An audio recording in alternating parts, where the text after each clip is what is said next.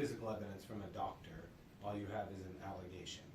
How hard is it to try a case? If you don't have a victim, you don't have a case, and that's kind of the point. Well, I mean, a victim who will testify, right? They may come to you, say, this happened to me, but they are unwilling to If you don't have a victim, and what I just read was specific, that we can't force a victim to testify. Of course.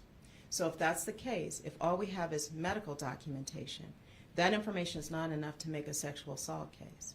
And so that is why we're talking specifically to victims today. If they feel the level of comfort to come at least to the Trauma Recovery Center, to call their therapist, to talk to a medical provider, and that information makes it to talk to a lawyer. Doesn't have to be the DA's office, to talk to law enforcement in another jurisdiction. There are all kinds of ways to start that process, but I can tell you that people get there at different times in different ways, and some people don't get there.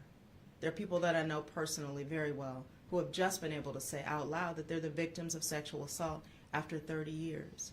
So I don't feel like we have the right to judge how people do what is best for them, specifically when they've been victims, and we're also not in a position to bully them to do so. Yes, sir. So is there, I know this is part of your, an effort to get the word out, to get victims to contact you. Is there anything else that your office can do to proactively go and search for victims or get the word out somehow? Because he does seem like a prolific offender, allegedly, and he was in this county for the majority of his career. So I'm going to go back to exactly what we just talked about the rights of victims are. They have privacy rights. So to your point, should we proactively seek out victims to try to cajole them, push them, engage them about testifying? The answer to that question is I shall not. Not that I wouldn't like to make sure that I'm there for people, but I shall not. I cannot do that.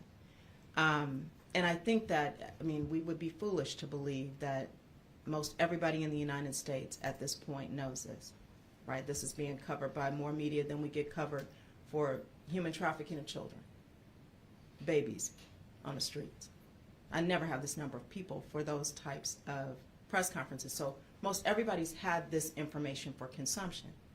So at this point, we know that information is out there, and I would expect that almost any victim of sexual assault at the hands of Representative Swalwell, former Representative Swalwell, know at this point that there's an avenue.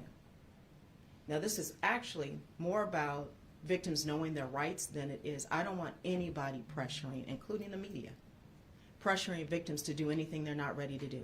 That doesn't serve them, and it doesn't serve us on this end when we're ready to go to trial on something. That victim is not healed enough to do that.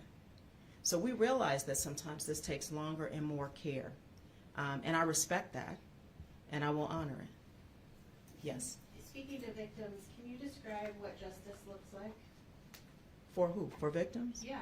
So that literally is the question that I think is the oddest question I've ever been asked. I've been asked it multiple times because justice is different for everybody. When I was a victim of a violent crime, that justice was different for me than it might be for the person who's the victim of this crime. Like, justice looks like what people feel they need to be healed. Justice looks like, if there's a case that we can prove beyond a reasonable doubt, us doing the best we can to prove that case beyond a reasonable doubt. We do that work every day. That's nothing new. But that's really justice for the system. What justice looks like for a victim is personal to the victim. It may be that a victim decides, I want to go full on. I want to go to trial. I want this person to spend time in prison, and we are here for all of that. Trust me, we are. That victim may also decide, justice for me looks like, I want some therapy, and I want to not ever see these people again, and I'm never going to be in front of one of these cameras. And that's fine, too.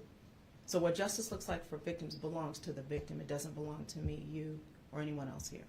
DA, Swalwell, without commenting on Swalwell, whether there's an investigation into Swalwell, right? But this guy, you know, he made a career in the DA's office. I know this was a while ago, but can you say, is the DA's office different today? And have you done anything to, you know, talk about culture in the DA's office and mandatory reporting or, you know, sexual harassment trainings or things like that? Like, how has it changed in the DA's office, and what are you doing? I believe Representative Swalwell was here maybe 8 years, if I recall. And there are no allegations at this point that any of these things happened during that time. So I don't want us to put out into the universe that the DA's office didn't do something as it relates to him when he was here in his behaviors. I don't have any information that reflects that. And that is a big piece of one of the things I wanted to look into. Is there anything we should know that we don't know? That's number one, right? But two, I think that our culture has changed quite a bit around sexual assault.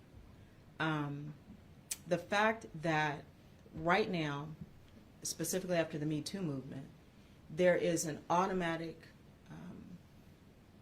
push by everyone to believe any victim who makes an allegation is totally different than when I was in college, for sure. It was the opposite, right?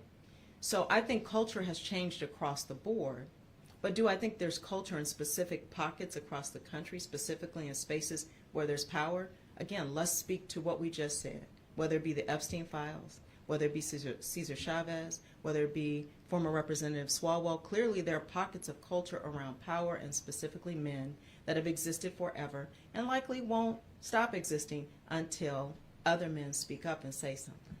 I think the thing that bothered me most about these allegations is how many people said, we knew.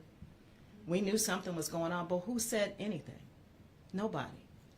I sat on the bench for 11 years. I wasn't in this office, and I wasn't in politics. Never heard it in my life. And all of a sudden, everybody's like, well, you know, everybody knew. What did you know, and why didn't you say anything?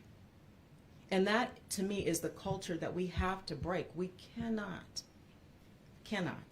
shall not, be this blind to women being pillaged at the hands of men in 2026 like it has always been. It cannot be business as usual. This is ridiculousness. So to your question, I don't know of a culture here in this office around sexual assault at the time that I was here and Eric was here, which was a short overlap. I never heard that, nor have I experienced it. Does that mean it didn't happen? I mean, I would assume at this point somebody would come out and say something. But no, I have not. As culture goes, I think we've changed. We have now in our culture sexual harassment trainings that I didn't have when I first started at the DA's office or any job I had even before because I went to law school late, right? Now that is common and it's required. And so I think that yes, the culture has changed. The fact that within the last several months we've had all of these things line up to say victims of sexual assault are being forgotten at the highest levels. In the White House, on the Hill, all of it. But is that really new? Everybody